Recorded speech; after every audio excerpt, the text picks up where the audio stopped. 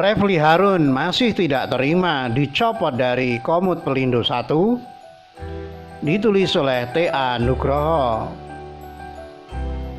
Tribun melansir artikel dengan judul "Pencopotan jadi Komut bisa dibawa ke ranah hukum".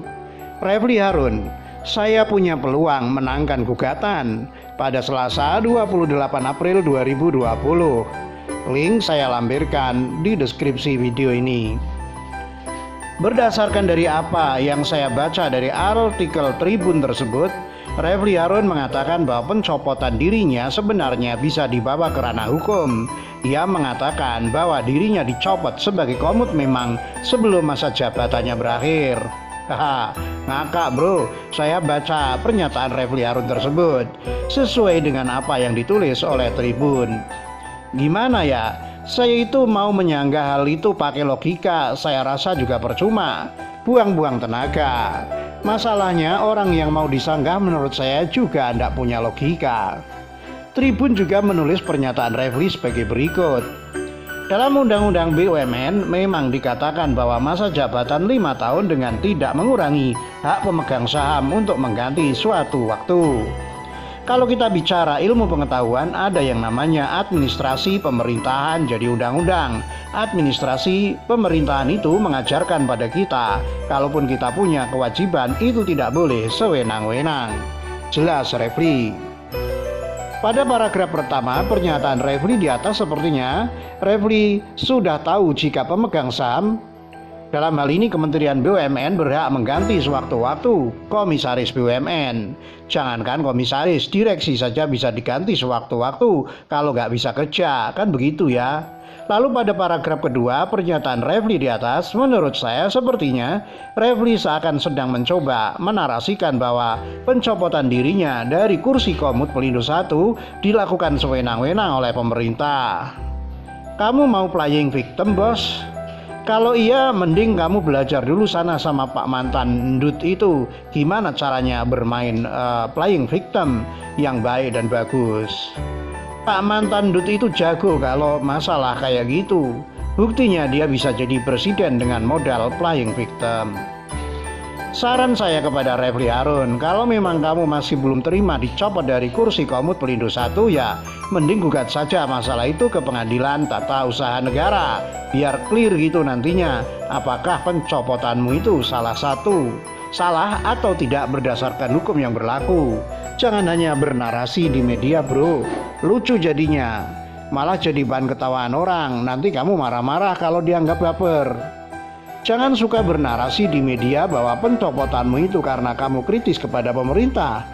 Kamu salah kalau kamu berpikiran seperti itu. Dan tidak ada hubungannya antara kritis dengan jabatan kursi empuk. Negara kita ini kan demokratis, masa kamu nggak tahu itu? Katanya ahli hukum tata negara, berpikiranlah yang lebih positif. Misalnya kamu dicopot karena memang kamu nggak bisa kerja, atau karena kamu tidak bisa kerja lantas kamu dicopot dari kursi Komut. Berpikirlah positif bro, agar imunitas dan dompet tetap sehat di tengah pandemi COVID-19. Saya itu sebenarnya males mau nulis artikel ini, apalagi hanya untuk menanggapi pernyataan-pernyataan retoris dari Refly Harun di media terkait pencopotan dirinya dari kursi Komisaris Utama Pelindo 1.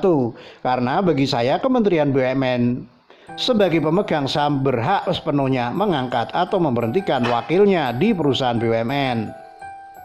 Komisaris perusahaan itu kan jabatannya politis ya sebenarnya, apalagi komisaris di perusahaan BUMN. Jadi tidak perlu terlalu heboh untuk ditanggapi. Kalau nggak bisa kerja ya sudah, ikhlas saja kalau dicopot. Tapi kalau tetap tidak terima ya gugat aja sono ke PT UN, jangan baper keterusan. Semua orang juga sudah tahu tentang hal ini. Alasan dicopot karena kritis terhadap pemerintah hanyalah retorika alibi pribadi. Tidak ada hubungannya antara kritis dengan dicopot. Yang ada adalah nggak bisa kerja lalu dicopot, itu baru logika yang benar. Kementerian BUMN pasti mempunyai sistem penilaian kinerja bagi para wakilnya yang duduk di perusahaan-perusahaan BUMN, entah komisaris atau direksi. Setiap wakil dari Kementerian BUMN pasti sudah diberikan target kinerja oleh Kementerian BUMN ketika ditugaskan di perusahaan-perusahaan BUMN. Kalau target yang sudah diberikan tidak bisa dicapai, ya pastilah dicopot. Ngapain juga pelihara orang nggak bisa kerja, buang-buang duit negara. Jadi seorang profesional itu memang susah kalau basicnya hanya dari seorang pengamat dengan gelar ahli. Pengamat dengan gelar tanda petik ahli dan gelar akademis tinggi sekalipun tetap tidak akan bisa menjadi seorang profesional murni karena dasarnya sudah berbeda. Profesional karakternya adalah eksekutor, sedangkan pengamat karakternya hanyalah mengamati. Itu pun kalau pengamatnya benar. Lah kalau pengamatannya salah gimana? Hancurlah itu perusahaan nantinya. Jadi sudah pantas kalau dicopot, nggak bisa kerja. Sekian, jayalah Indonesiaku, merdeka. Ditulis oleh T.A. Nurgo, dilansir dari